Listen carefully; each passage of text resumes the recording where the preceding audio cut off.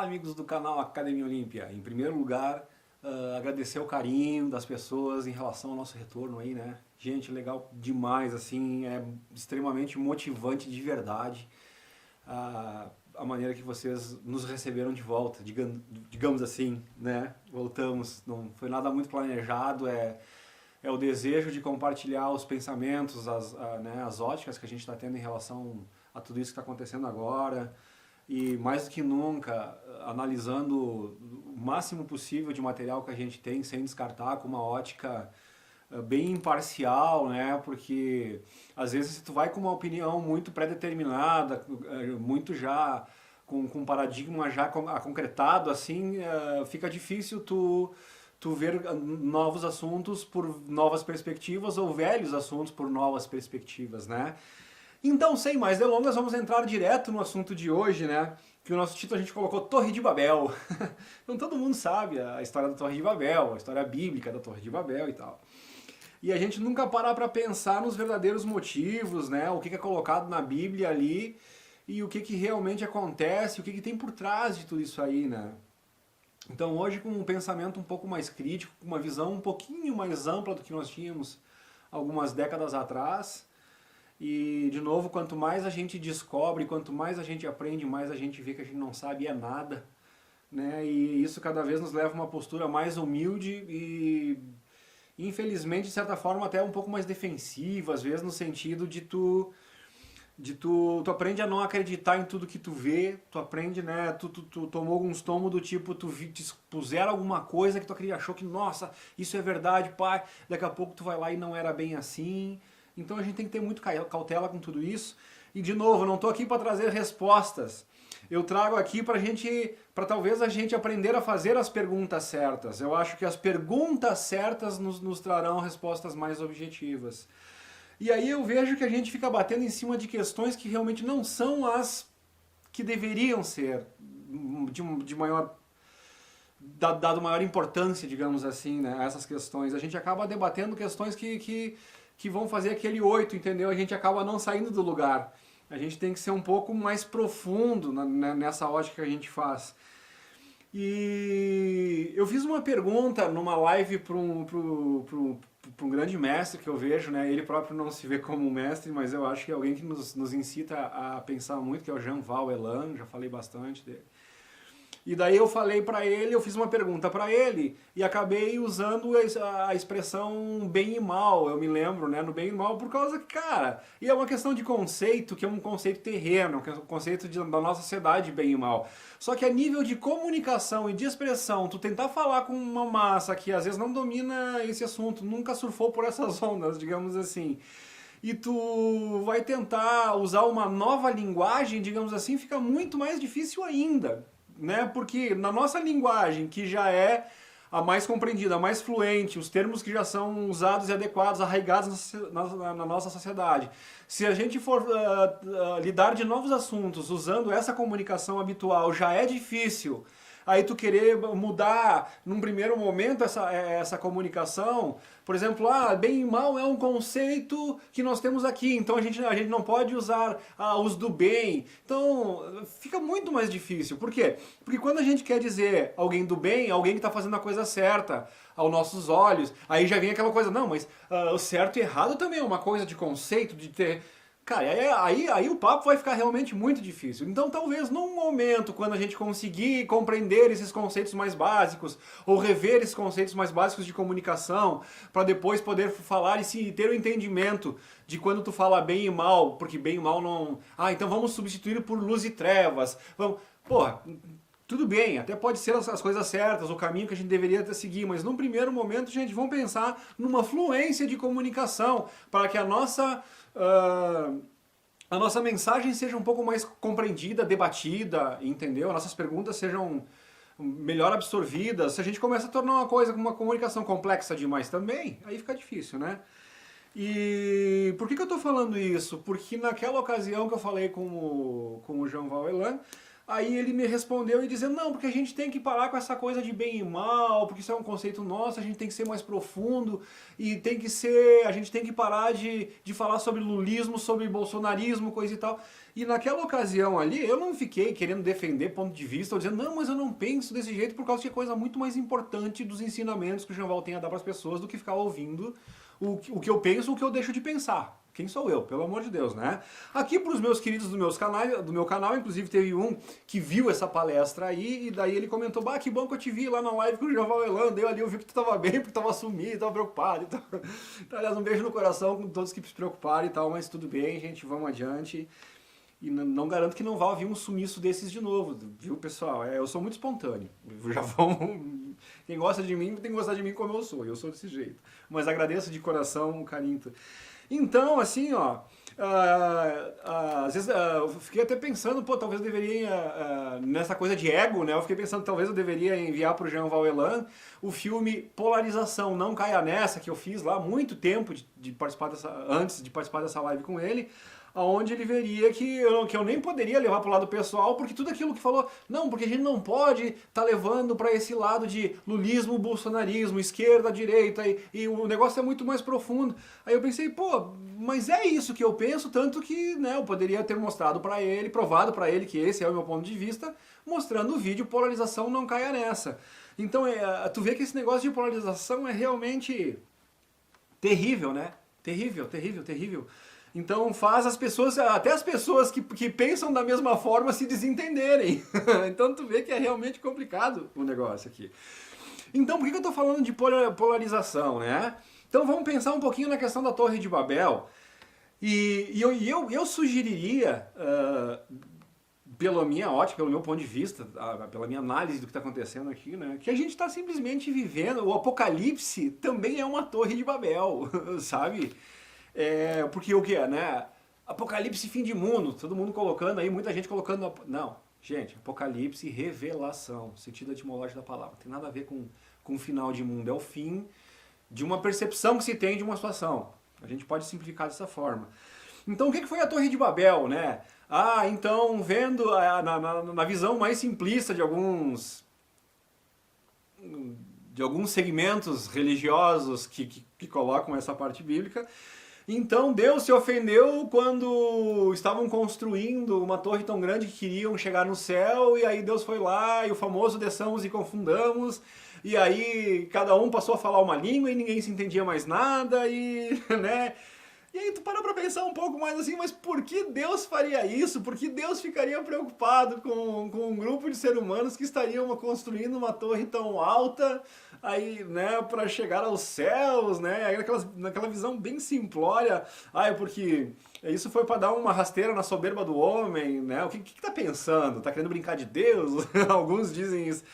Então a gente passa por essas coisas, né, que deixam mais de lado, a gente vai vendo mais a fundo e coisa e tal, e de novo, com o novo conhecimento que se tem de onde foram inspirados a maioria dos relatos escritos bíblicos e Corá e Torão e essas coisas, tal, Corão e Torá e Corá e Torão, né? Legal isso, essa confusão. Então, cara, isso tudo a gente vê que tem uma distorção já, né? E diga-se, pode ser uma distorção proposital para que a gente tivesse, de novo, a compreensão sobre esses fatos que quem controla o mundo quisesse, ou seja, controle total de mentalidade, de percepção, primado negativo, né? Começamos essa nova série de vídeos falando sobre primado negativo. Então tá aí lá de novo.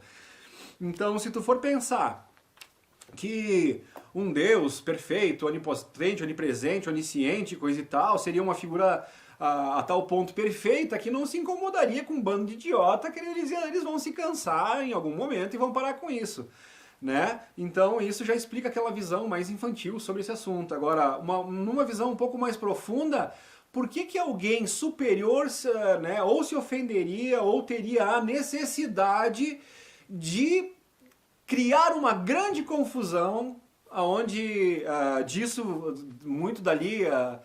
se tu for pensar em hoje, que problemas de confusão, confusão de narrativa, de diálogo, diz assim, expressão, uma nação deu um presente para outra, mas em função da linguagem, aquele presente foi recebido de uma forma ofensiva porque não souberam se comunicar, porque existiam as diferenças de costume, de interpretação, então o que era uma coisa boa para uma nação era uma coisa ruim para outra, as nações acabaram em guerra.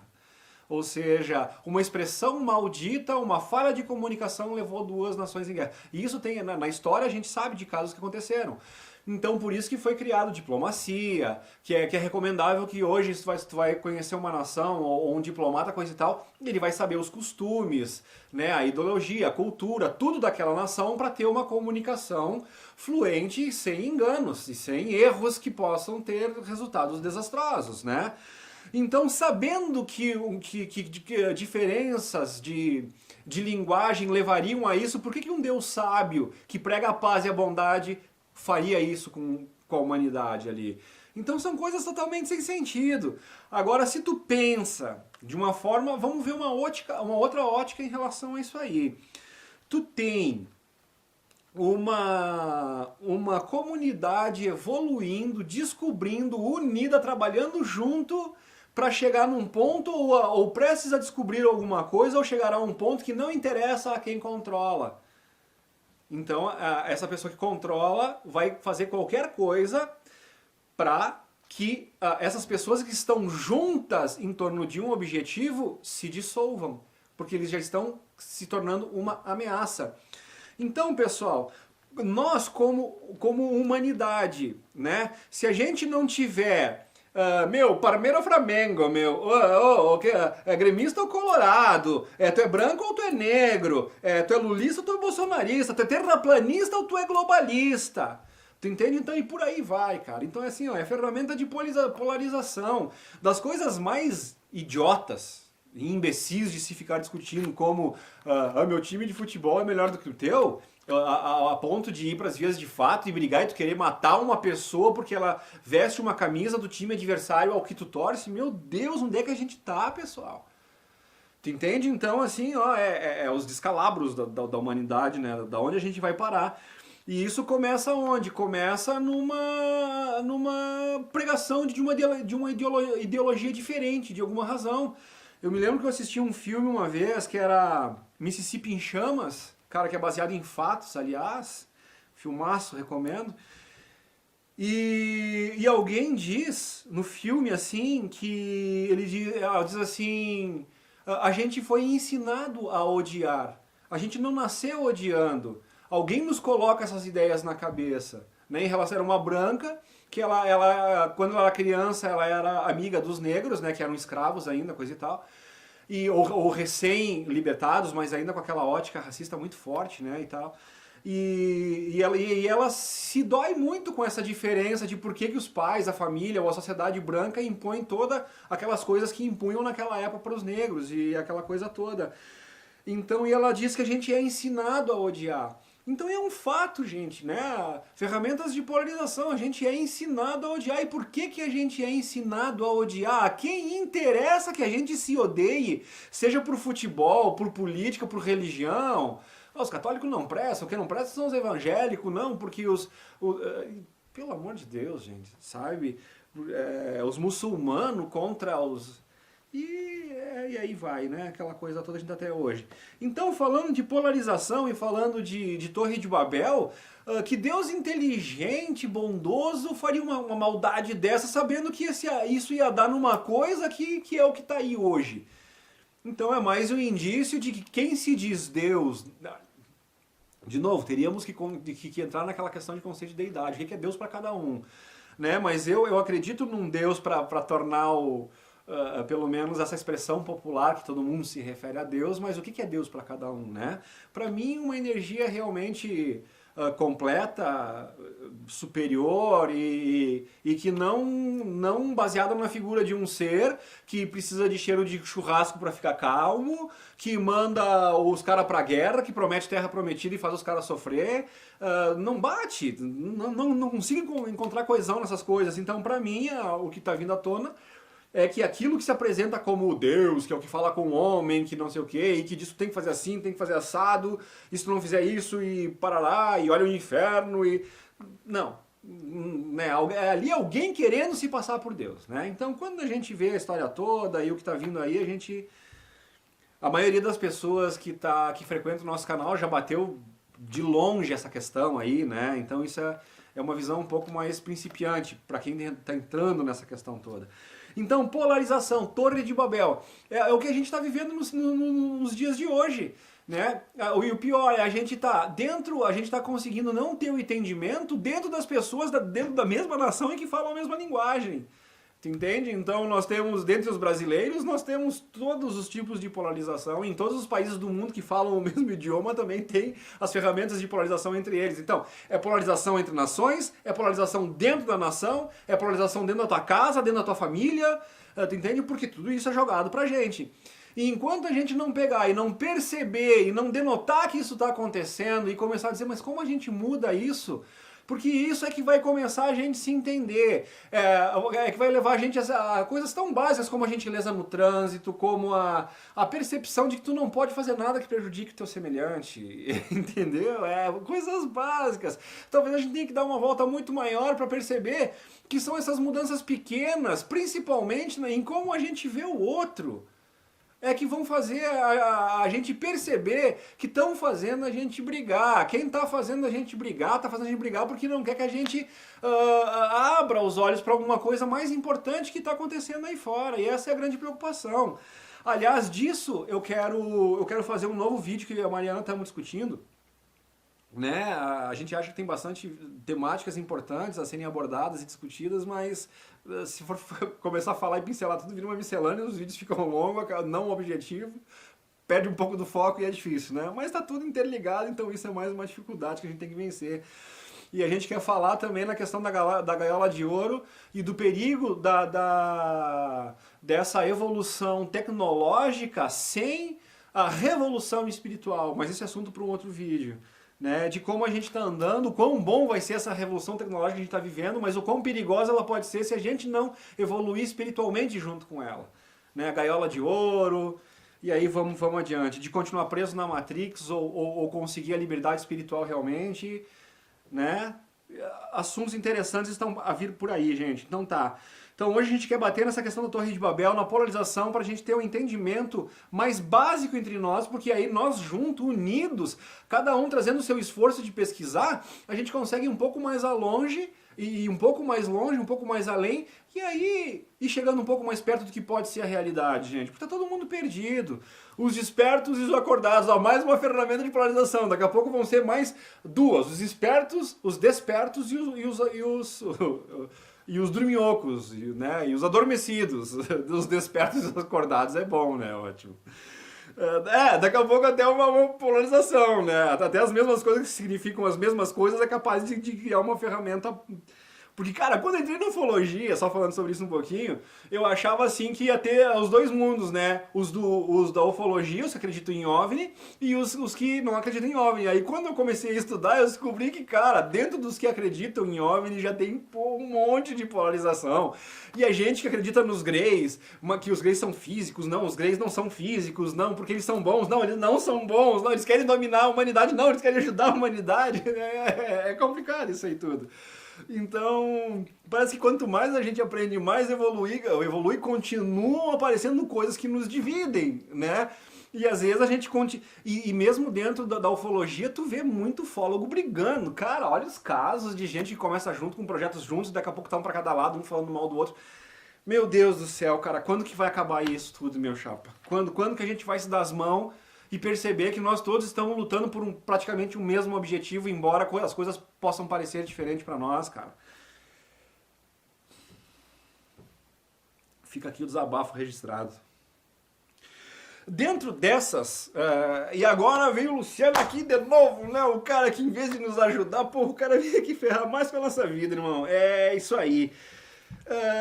Alguém falou nos comentários já desse primeiro vídeo desse reinício que a gente falou, e os caras falaram, meu, em terra plana. O que tu acha de terra plana, coisa e tal? Aí eu já escrevi lá, ó.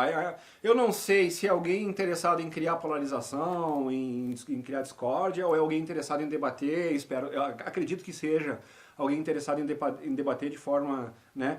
Eu acho que esse assunto, cara, assim, ó, terra plana, terra quadrada, redonda, o que que influencia no nosso dia a dia? O que que vai mudar no teu amanhã, no teu relacionamento com as outras pessoas, se a terra for plana, for quadrada, for... Tu entendeu? Então, assim, ó, tem um cara aí chamado Bruno Alves, né? Que eu tenho acompanhado algumas informações que ele estão tendo, que eu acho que as pessoas não estão observando algumas coisas importantes que ele está colocando ali, e só estão, né, e críticas pesadas em relação ao cara e tal, porque ele é um terraplanista. Aí eu nem vou bater nessa questão de terra plano ou terra, né? Eu fico pensando em... lembra que eu falei no último vídeo que às vezes a gente não faz as perguntas certas, por isso que as respostas certas não vêm? Então, alguém colocou nos comentários dele lá que me chamou a atenção, eu disse, não preciso falar sobre isso nesse vídeo aqui, que o cara disse, kkk. Num dos vídeos do Bruno Alves, onde ele apresenta um monte de mentiras, onde ele prova que tem um monte de mentiras, e dessas mentiras que ele provou, algumas nós também já botamos no nosso canal, que nem aquela famosa da cena onde o astronauta vai subir na escadinha da Lua e despenca o cenário. Cara, né, aquilo foi um... Eu me lembro que até eu tinha achado aquilo quando eu fiz o vídeo, eu quis botar essa imagem, não achei mais na internet, E aí eu pedi desculpa pra galera, mas eu falei, né, cara, tem uma imagem assim que os caras estão filmando e despenca lá o cenário, parará. E aí alguém foi lá, conseguiu a imagem e colocou nos links. Essa é a parte, nos comentários ele botou o link. Essa é a parte maravilhosa, sabe, da contribuição maravilhosa que a nossa rede de amigos aqui da Academia Olímpia, eles jogam. Então as pessoas puderam ver o vídeo. E daí esse Bruno Alves, ele botou de novo essa imagem. Então assim, ó, ele bota isso para defender a questão da terra plana que ele diz, né? Dos argumentos dele, de que ele defende a terra plana, que ele defende o domo e coisa e tal. Eu, como não estou aqui para defender, né, eu estou aqui para jogar mais informação para as pessoas ficar com a pulga atrás da orelha, né? Porque quanto mais informação tu tem, seja de um lado, seja do outro, não, mas tem isso, peraí, ele colocou isso, mas esse argumento ele é refutado facilmente dessa forma.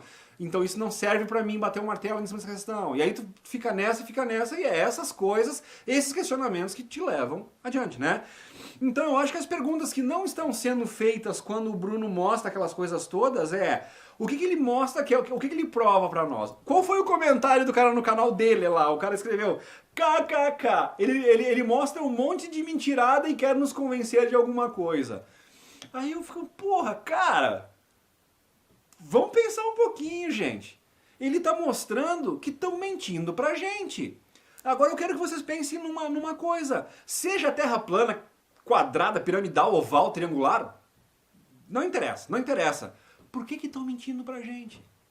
Por que estão mentindo pra gente? E de novo, independente do formato da Terra, quando ele coloca todas aquelas falcatruas, então assim, ó, que nem a gente falou, a comprovação de que a pisada do homem na Lua, tudo aquela mentirada, farsa total. E tu vê a imprensa aberta ainda usar hoje, aniversário de tantos anos, e ainda pregando como se isso fosse uma verdade, que já está extremamente claro que foi uma mentira aquilo tudo. Aí depois tu tem todas as falhas, as mentiras, as falcatruas que os caras fazem para provar para nós que estão nas bases espaciais. Então assim... É eles com objetos que estão flutuando, que depois vem as imagens que não tem nada ali, que é uma mentira que estão nos falando. O que eles próprios dizem que contradizem a própria ida à Lua, por causa que agora eles ficam dizendo, então tem discurso do Barack Obama e dos próprios astronautas, né, nessas próprias cenas onde eles estão mentindo, e tem as cenas falsas de boneco que não existe, que aquilo eles chamam de CGI, parece, né? Que eles inserem e umas falhas grotescas, eles inserem as imagens depois, então a astronauta vai pegar um objeto, o objeto não está lá ainda, e depois o objeto aparece como que do ar, então falhas grotescas, né?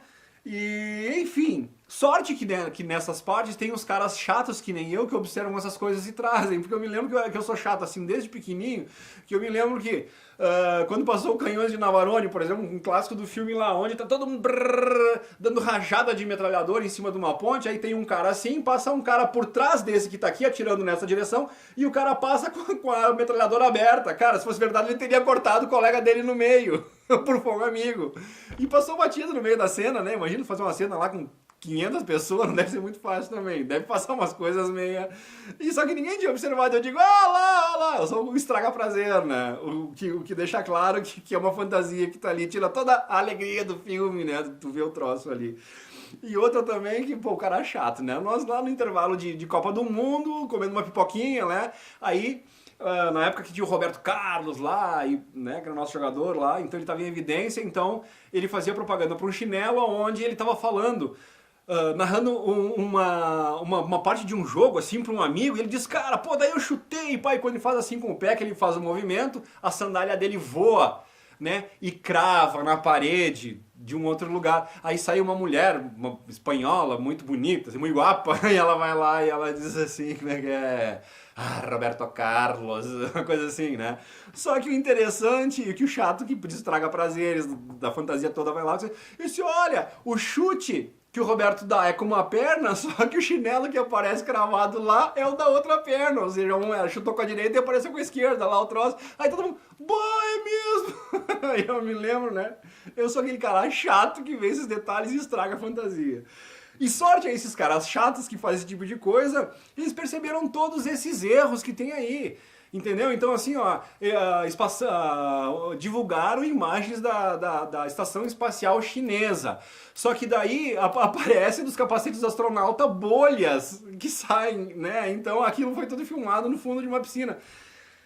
Cara, né, aí eu não sei que argumentos isso provam de que a Terra é plana, mas provam que estão mentindo pra gente, pessoal. Por que que estão mentindo pra gente? O que que tem aí fora que não, né? Aí esse domo, o domo existe ou não existe? A Terra é plana ou não é? Aí veio um amigo meu aqui, que é editor de vídeo, a gente fez um trabalho junto já e tal, ele tem um canal dele também, que é o Luiz Rangel, é um cara bacana, tudo aí. E o Rangel disse, pá, Luciano, o último trabalho que eu fiz com ele aqui no Isso a gente conversou um pouco, ele disse, pra mim a Terra é redonda porque eu estive num avião e vi lá de cima e percebi a curvatura da Terra. Aí hoje de manhã, antes de fazer esse vídeo, eu comi um pedaço de mamão e o mamão estava sobre um prato redondo em cima da mesa e eu conversando com a Mariana e quando eu olhei pro lado eu digo, né? Eu digo, não, mas olha esse prato. O prato do mamão vazio, no caso, quando a gente olhou assim, se tu for olhar dessa perspectiva de cima, tu vê uma borda arredondada, que é a borda do prato, tu vê uma curvatura. Nem por isso o prato é esférico. Então assim, não é um argumento que dá pra me convencer ainda. Pode ser que seja esférica, o planeta, eu nunca vi. Pode ser que seja chata, eu não sei, né? Mas os argumentos não me convencem nenhum nem de outro. E eu acho que, de novo, é uma grande ferramenta de polarização e de que é uma bobagem nós ficar discutindo ou brigando por isso aí por causa que tem coisas mais importantes, né? Mas eu acho que, já que o pessoal gosta e busca informação pra cá e pra lá, eu quero dar duas informações que eu descobri e que talvez possam ajudar as pessoas que para elas é importante uma prova, ou porque eu no fundo gostaria que batessem um martelo e dissessem a verdade, ó, é assim ou não é. Né? Então eu quero ajudar essas pessoas que estão buscando por esse assunto. Eu não tenho mais saco para discutir isso, para ir atrás, mas quem sabe, se isso ajudar eles a chegar num ponto que prove alguma coisa, e porque é uma informação que pode me levar a outras coisas. Então, tu entende? Num primeiro momento ela não parece ser muito importante, não estou dando bola, não vai influenciar no meu dia a dia, mas quem sabe mais tarde vem ajudar no entendimento de uma coisa mais contextual, de uma verdade maior. Entendeu? Então, o que eu quero trazer para vocês? Eu quero trazer dois argumentos.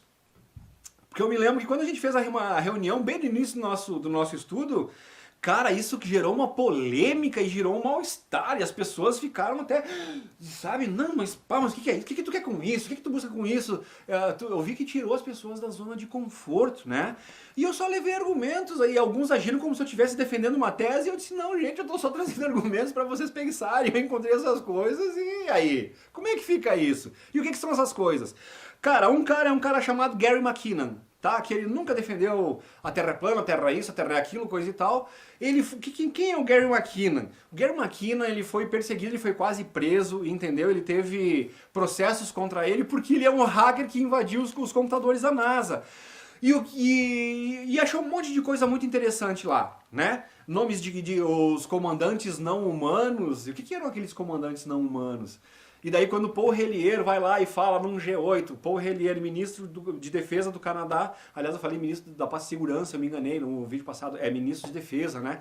Ministro de Defesa do Canadá por 23 anos, que fala num G8, os Estados Unidos estão em contato com pelo menos 4 raças diferentes alienígenas. E aí? E aí o Gary McKinnon vai lá, é um hacker, que ele quer saber das coisas da NASA, né? Ele é mais um infrator do que um pesquisador ufólogo, mas sei lá. Mas o que ele descobre, além dessa relação de comandantes não humanos de naves estelares? Hã? Comandantes não humanos de naves estelares? O que é isso, cara? Né? Que relação é essa? Que nomes são esses? Enfim, e aí depois ele vê lá uma foto, né, do que seria o planeta Terra, vista de fora, e o que ele diz, o Gary McKinnon, né? Procurem, quem quiser, pesquisem. Ele diz assim, ó, o domo é evidente. Essa foto, o domo é evidente. E essa foto não era feita para ganhar propaganda, não era feita para divulgar alguma coisa, era uma foto que estava escondida nos arquivos da NASA, que foram achadas, que eram de segurança máxima e que foram encontradas por um hacker. E aí, gente? Tá? Então fica a informação, o depoimento do Gary McKinnon, que ninguém pode dizer que ele não invadiu os computadores da NASA, que isso é uma mentira e coisa e tal, porque ele foi processado, ele foi preso. Isso deu um rolo danado para a vida do cara. Então é fato, ele invadiu. Aliás, o que expôs de que naquela época, e ele fala ainda que foi ridicularmente fácil entrar né, se infiltrar lá nas informações da NASA, como hacker. Ele disse que não teve muito trabalho. Então fica aí o registro. Outro registro, ou seja, o domo parece que existe, né? Então isso confirmaria essas coisas que o Bruno Alves ali está falando, dos lançamentos dos mísseis na órbita. Sem falar em todos os outros depoimentos que ele juntou ali, ou seja, tem muita gente brigando com o cara ali. Eu não quero ser defensor nem de uma tese nem de outra, mas eu não sei se estão analisando com a profundidade merecida as coisas que esse cara está falando lá. Então cuidado. Antes de sair só agredindo, por que não debatem educadamente? E fica aqui também, se algum dia chegar aos ouvidos dele, ou do pessoal que briga com ele, né? E pelo que eu ouvi falar do outro cara, ele disse, ele também me ofendeu um monte. Gente, a gente não precisa ofender ninguém, não tem essa necessidade. Entendeu? Não tem. Aonde tu parte para agressão é uma demonstração de insegurança de alguma coisa tua. Então ninguém precisa agredir ninguém, pessoal. Quem tá na busca da coisa, a gente tem que somar os valores. Somar, pelo amor de Deus. Chega de divisão, de polarização. Tá? E outra coisa, quando a gente vai falar de terra plana aí, qual é o argumento dos caras? Que a nossa Terra seria um meio globo com uma cúpula. Bom, a cúpula tem o depoimento do Gary McKinnon ali, sem defender lado nenhum, o Gary McKinnon vai lá e diz, né, sem ismo nenhum, ele vai lá e diz, cara, o que eu pude confirmar na foto que eu abri que estava escondida lá é que o domo era evidente. Ponto. Vamos passar para outra coisa. Dentro dessa questão aí de uma meia maçã, né, uma meia laranja, uma meia esfera com um domo em cima. Agora, de certa forma, isso comprovaria. Se for pensar no contexto, é um globo. Mas se for pensar que metade do globo é uma cúpula e o resto, ou seja, tu entende como a gente pode tanto os globalistas estarem certos como os terraplanistas estarem certos e nós brigando pela mesma coisa? Gente, às vezes pode parecer meio extenso e tal, mas eu faço algumas divagações que eu acho que elas são fundamentais, elas ajudam a gente ter um entendimento de como é que a coisa são exemplos que acontecem no nosso dia a dia, que aquela situação pode nos dar, não, mas para isso, pode ser usado para entender outras coisas. Então vejam bem, nós tínhamos uma banda muito legal e tal, e nessa banda nós tínhamos um grupo de metais, tá? Que era sax, trombone e trompete. E o nosso trompetista era o Evandro Maté, hoje ele é maestro, grande figura e tal, né? Aí então nós tínhamos lá o nosso Paulo Boeira, querido, do trompete, o nosso Richard Ferrarini, do saxofone, e eles tinham que escrever um arranjo. Olha que interessante isso, gente. Aí cada um escreveu o seu arranjo, eles chegaram e foram ver se o arranjo estava certo, cada um escreveu no quadro lá a sua partitura e coisa e tal. E aí um diz, não, mas eu escrevi assim, não, mas e o Richard tinha escrevido de uma forma, o Paulo Ferreira, desculpa, eu falei Boeira, Paulo Ferreira, tinha escrito de uma forma diferente. Aí os dois começaram a discutir. Não, mas para, não não, mas o meu que tá certo, cada um certo de que a sua versão está certa. Aí chegou o Maté de fora, olhou assim, deu uma parada e disse, gente, peraí, vocês dois escreveram a mesma coisa em cima de um denominador de tempo diferente. Um escreveu num tempo de 2x2, outro de 2x4. Eu não me lembro direito qual foi a confusão, mas era a mesma coisa, porque eu não leio partitura. Eu sou músico de ouvido, entendeu? Eu sei que aquilo foi genial, assim, os dois discutindo, né? E nenhum dos dois queriam refazer a sua partitura, coisa e tal. E quando chegou uma Maté de fora, olhando um pouco mais calmo, né? E sem alguém com... Olha a importância da imparcialidade. Porque ele não estava lá para defender nem o Richard nem o Paulo, ele estava lá para avaliar o que estava sendo colocado no quadro. Ele disse, gente, vocês dois escreveram a mesma coisa de uma forma diferente. Então isso é o que acontece. Às vezes a gente está brigando pelas mesmas coisas, mas com uma ótica diferente, e às vezes é a mesma coisa, gente. Então a gente tem que começar a se entender, parar com essa ferramenta de polarização, né? Agora, em relação ao que poderia ajudar nessa discussão, porque talvez se nós chegar num ponto definitivo, de repente, acaba com isso aí. Acaba e é uma coisa a menos para a gente brigar. Não seria maravilhoso? Isso, ponto. É assim, ponto, chega, acabou. Entendeu? Então assim, ó, qual é o outro argumento? Eu também não acredito muito no Zecharia Sitchin, por causa que eu não sei muito bem dos livros que ele fez, o que é realmente compilado das escrituras sumérias e o que foi distorcido. Já falei sobre isso no último programa. Porém, o próprio Zecharia Sitchin, ele conta lá no Memórias de um Deus Extraterrestre, Memórias de Enki, né? O livro perdido de Enki.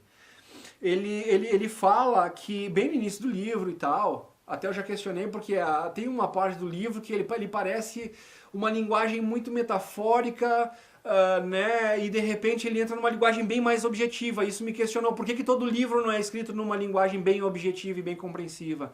Então, quando chega na parte onde da formação dos planetas, ali, cara, parece uma coisa muito folclórica, muito, entendeu? Uma linguagem que te deixa com o pé atrás, porque quando entra na parte, aí os Anunnaki chegaram na Terra e começou... então a linguagem ali é diferente toda, então é uma coisa muito mais plausível, muito mais tangível, muito mais compreensível pelo tipo de ciência, tecnologia e conhecimento que nós temos hoje. Aí eu fico, por que essa discrepância? Então eu me lembro quando a gente começou a fazer as reuniões sobre Zacarias, sobre, né? Isso me chamou a atenção e isso eu me lembro que eu levantei essa lebre. Isso, cara, 2 anos, 3 anos atrás lá, tá? Então vocês vejam como é que é isso.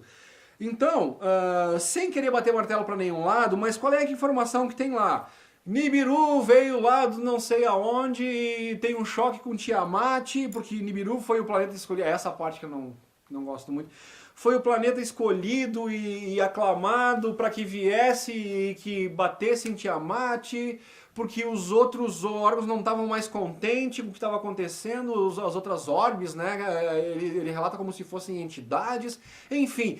O que resulta do choque entre Nibiru e Tiamat, o que é hoje a Terra, é uma metade. Então essa metade teria sido esfarelada e transformada no que eles chamam de bracelete esculpido, que hoje a gente conhece como o cinturão de asteroides. Me desculpem, o cinturão de asteroides. Então o que a gente conhece como nosso cinturão de asteroides seria o resultado da colisão, o que eles chamam de bracelete esculpido na narrativa lá do Sitchin, seria o resultado da colisão do Tiamat com...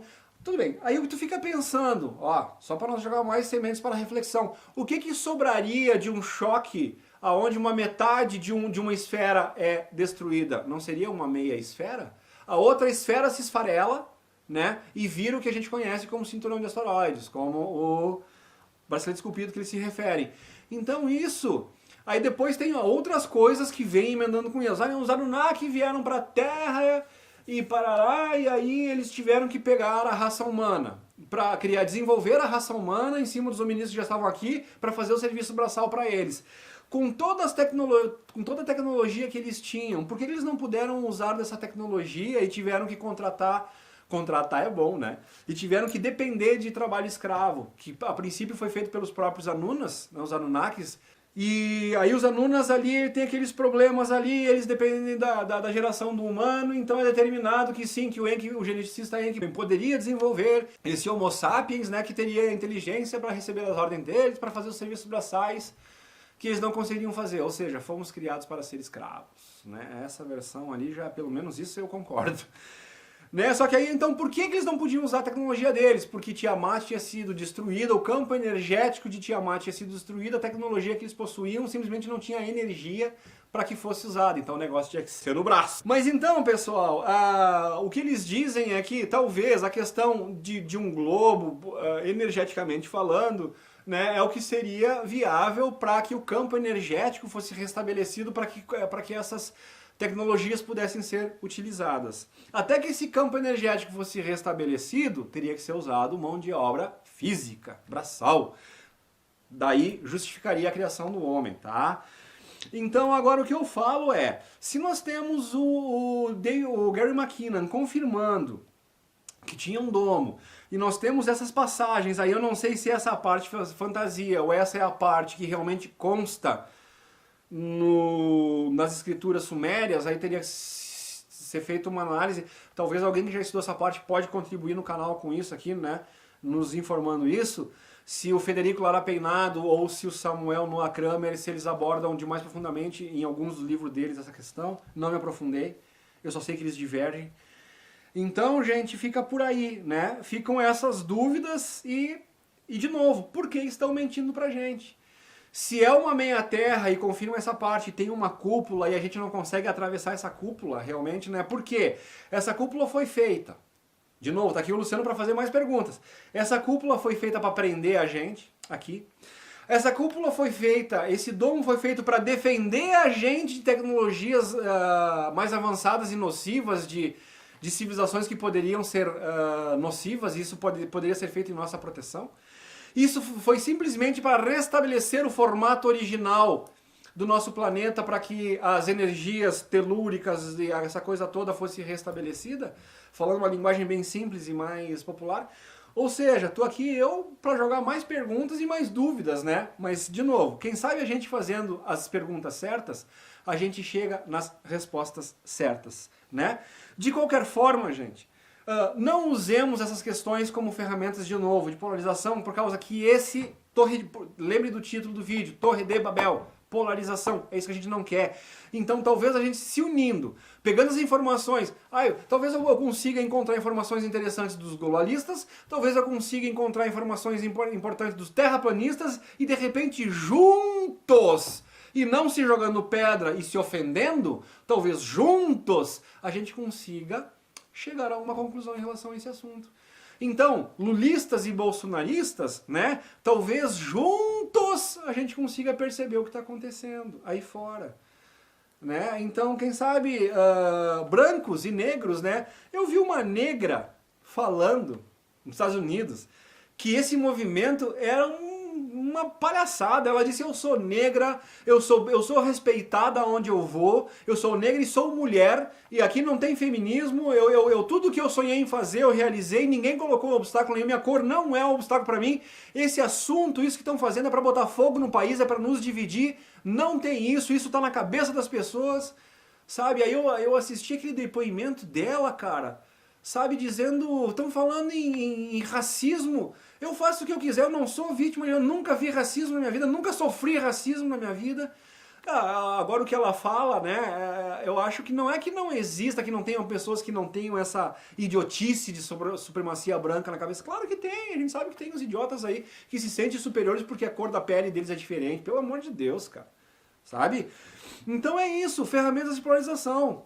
Então eu acho que, se independente de terra plana, até independente das informações que foram dadas aqui do Gary McKinnon, ou desse trecho do livro de Enki que corroboraria essa questão de que a Terra realmente é uma meia bola, entende? Também não sei se é verdade, se essa parte que o Zecharia Sitchin falou, se é uma narrativa inventada por ele, ou se é uma das partes da verdade que ele compilou dos livros sumérios, da escrita cuneiforme lá. Então, cara, muitas coisas. Mas qual é a mensagem principal, o foco principal, por isso o título Torre de Babel? É parar de briga. Vamos se unir, pessoal, vamos se respeitar. A gente tem muito mais a ganhar unido do que separado e brigando. É só a gente ver. Nós tínhamos um grupo unido que estava construindo alguma coisa maior a ponto de incomodar alguém de poder supremo lá em cima, né, dentro dessa ótica de supremacia que nós temos, né, que bagunçou todas as coisas aqui embaixo, porque se sentiu de alguma forma ameaçado. Então isso é uma prova inconteste de que seja quem quer que esteja nos controlando, seja o tão poderoso quanto ele for, a humanidade unida jamais será vencida. Olha o jargão, parece, né? Mas que tem um fundamento inteligente e interessante. Gente, então temos que parar de brigar, temos que se unir para ver se a gente chega a algum lugar. Que essa seja a grande mensagem, que isso seja colocado e que aí, quando a gente enxergar qualquer coisa diferente no outro, né, a que nos dê aquele sentimento de repulsa, a gente tem que se perguntar, peraí, esse sentimento é meu? Eu tenho lógica nisso que eu tô sentindo, nessa versão que eu tô sentindo a esse meu semelhante, né? Ou isso foi alguma coisa que eu fui programado para reagir dessa forma, porque querem que eu me desentenda com essa pessoa, porque assim a gente não se une e se torna mais fraco. Lembra dividir para conquistar? Pensemos. Beijo no coração.